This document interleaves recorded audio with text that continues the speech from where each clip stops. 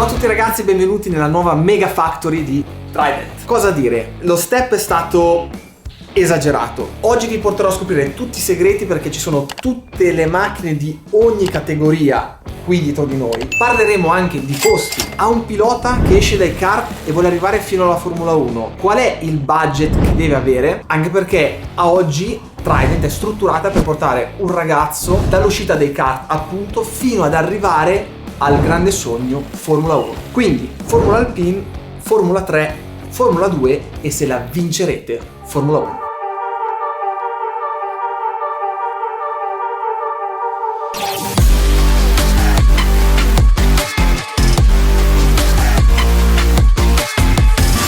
Ed eccoci qui nel reparto corse dove le macchine vengono rialzate dopo le gare e qui potete ben vedere la GP3 che ho utilizzato nel test del Mugello, dove appunto mi sono alquanto divertito. Ma adesso Simone, venga, prego, ci parlerà lui di tutte le cose tecniche, via dicendo. Buongiorno ragazzi. Sei qui tra noi da tantissimo tempo, mi hai visto crescere a me, hai visto crescere la Trident. Esatto. Hai passato momenti difficili, Maldonado sappiamo quanto ci ha fatto lavorare.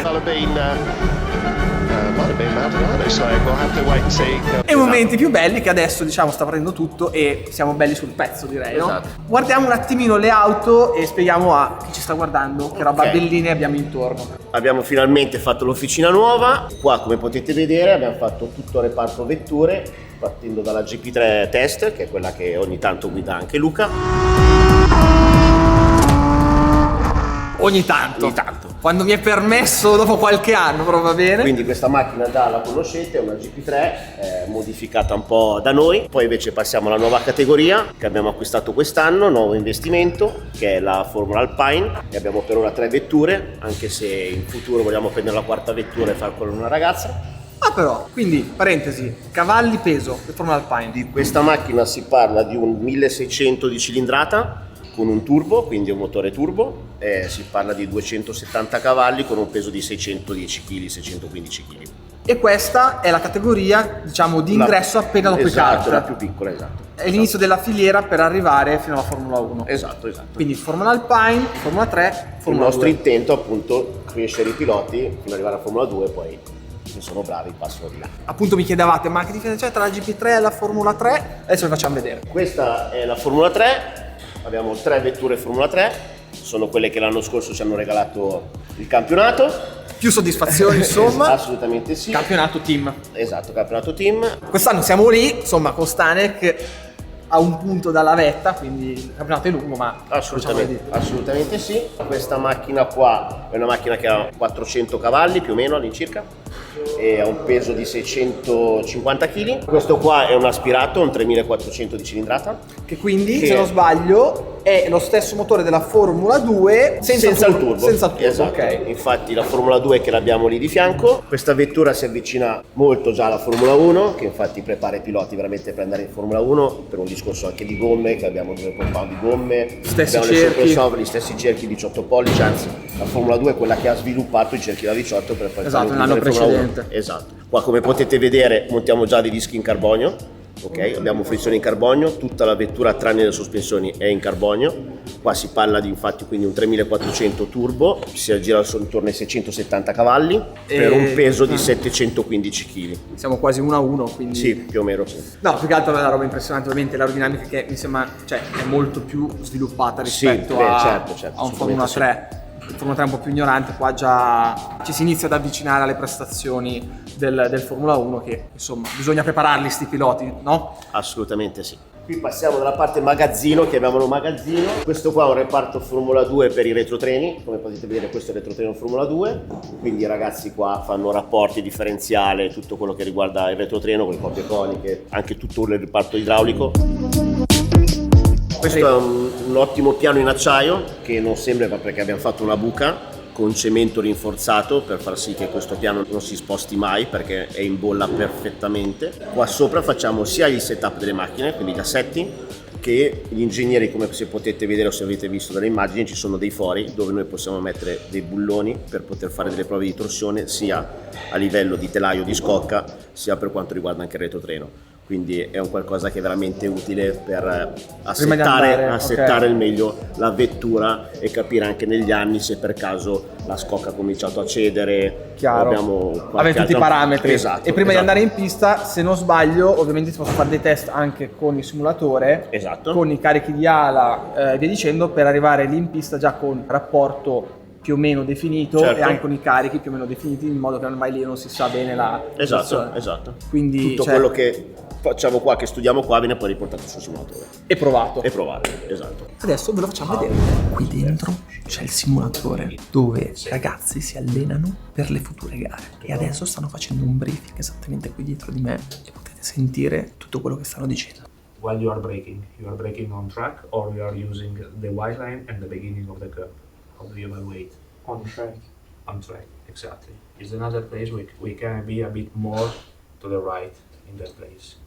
It's Really? possible, yes. Come avete sentito, dopo ogni sessione l'ingegnere spiega cosa stanno facendo di buono o non di buono i ragazzi e vanno a perfezionare le loro tecniche di guida e soprattutto magari vanno anche a fare degli aggiustamenti all'assetto, perché è come se fosse la realtà, e tutte le cose che provano qui vengono poi, come abbiamo detto prima, testate e portate direttamente in pista. Quindi quando si andrà a una gara non è che si entrerà alla cieca, ma anzi si avranno già dei dati certi per l'assetto dell'auto, cioè è una cosa che pensarla solo 30 anni fa era pura fantascienza.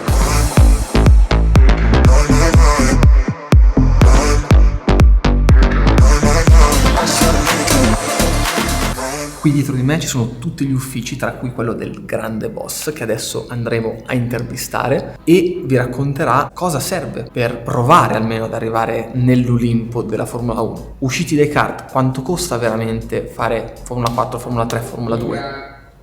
Oh! Ma sto facendo, mi dai un secondo? Esigente, andiamo.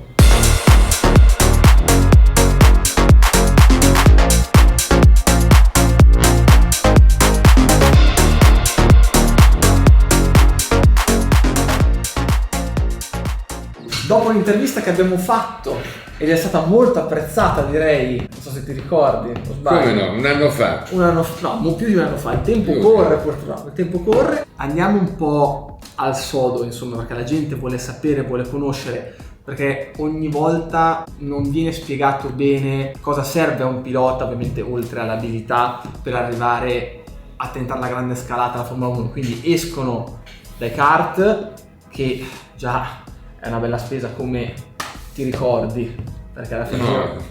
io Tu hai fatto il kart per divertimento, insomma. per divertimento col cinquantino, mi raccontano, perché poi non è che io ne sappia tantissimo di kart, è diventato estremamente professionale anche quello. No, Cioè, dicevano- mi parlano di stagioni che addirittura costano 250-300 mila euro.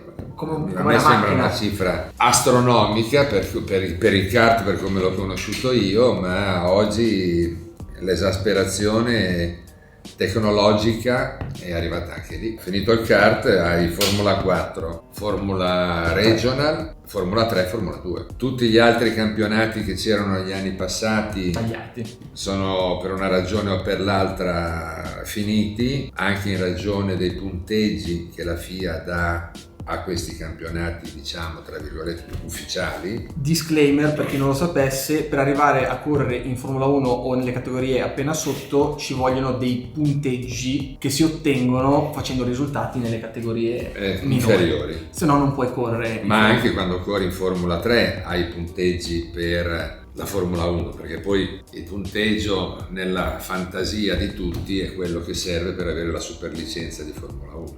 Quindi si esce dai kart, si fa una sorta di Formula 4 italiana. Sì, diciamo che l'F4 lo puoi fare, i campionati più titolati, più qualificati sono quello italiano e quello tedesco.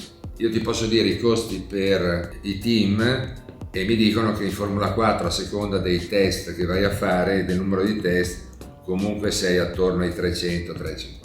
Se il team è titolato ti chiede molto di più, perché hai la coda di piloti che Il mercato, vogliono dai. venire con te, e a volte ci sono dei team che, pur di trovare i piloti, o magari fanno anche degli investimenti sul fatto di poter stare davanti, e prendono un pilota molto veloce, magari anche sotto costo. questo dal punto di vista generale vale in tutte le categorie. Per quanto riguarda la Formula Regional, i costi sono attorno ai 500.000 euro. Per la Formula 3 parliamo di 850, 900, qualcosa del genere, e la Formula 2 oramai facendo 14 gare siamo molto vicini ai 2 milioni per stagione.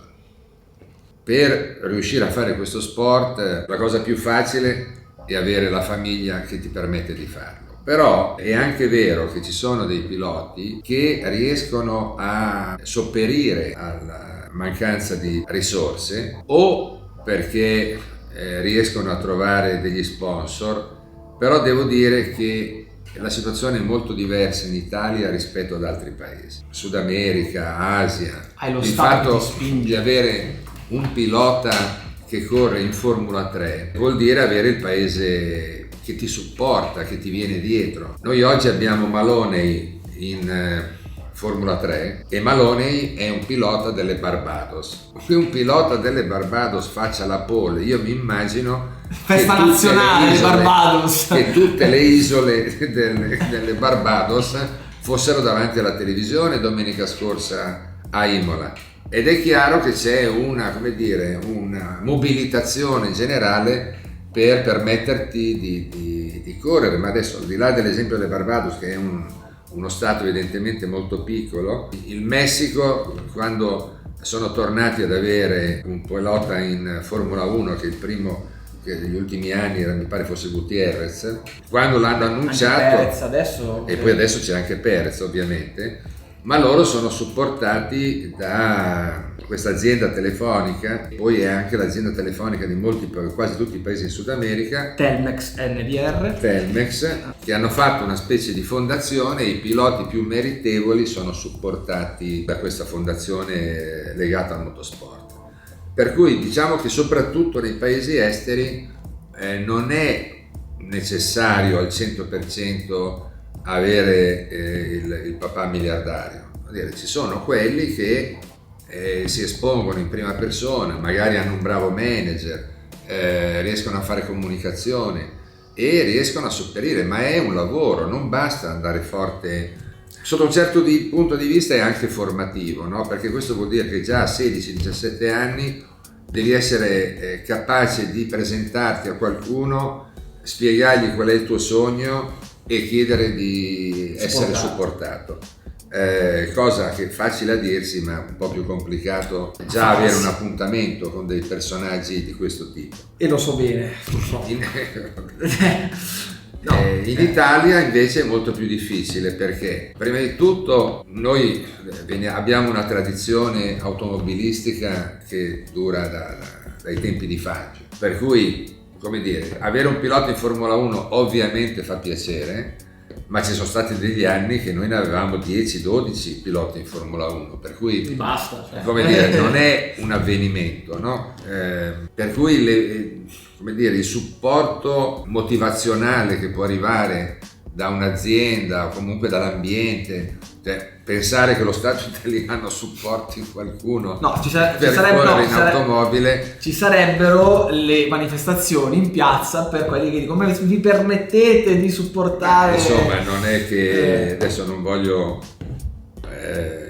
direi anche con qualche motivo, cioè i soldi possono anche essere spesi meglio, ovvio, che essere spesi per aiutare qualcuno. Questo parlo da parte della cosa pubblica, mentre invece un'azienda privata evidentemente può supportarti come e quando vuole. Noi oggi in Italia, rispetto al motorsport, che comunque è molto popolare perché ci piace il MotoGP e ci piace il Formula 1, ma quando tu vai a chiedere certe cifre alle aziende, anche su piloti giovani, è molto molto difficile, più che difficile che in altri paesi. Concludo dicendo con la fantomatica domanda che viene fatta e rifatta video dopo video del perché non corro nel team di famiglia. Direi che questa mega spiegazione può essere appunto la risposta a tal domanda.